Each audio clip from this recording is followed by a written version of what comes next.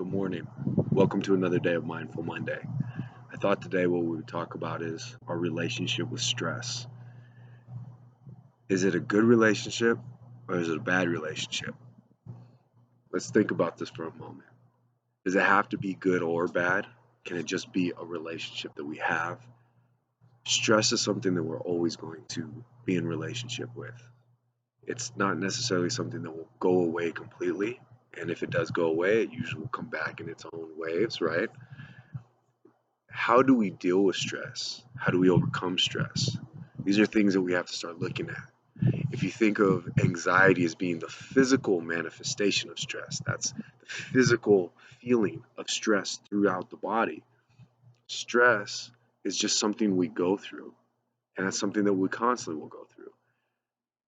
If you think about why you play a sport, why you work hard on the test, why you put yourself through these vigorous expeditions of knowledge or of trying to make gains for yourself, hard jobs, careers.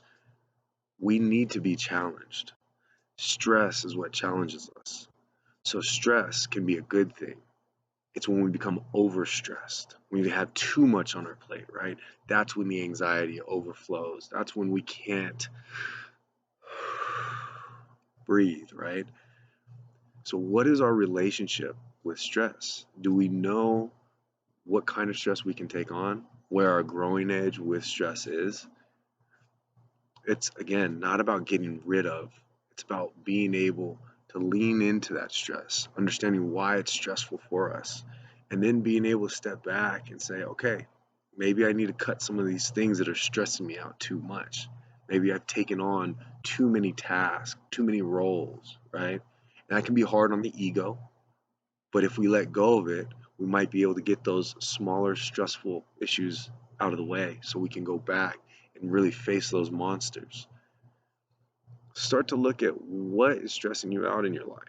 Are they things that are necessities? Are they things that you really don't need in your life?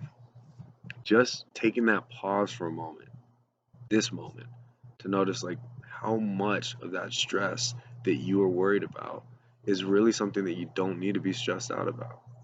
Perception is a huge part of this. We perceive that if we do not succeed, if we don't accomplish that initial goal, that we're a failure, and that can stress us out, right? We stress over things that haven't even happened yet. Instead of being in the moment and noticing what is the stress right here, right now.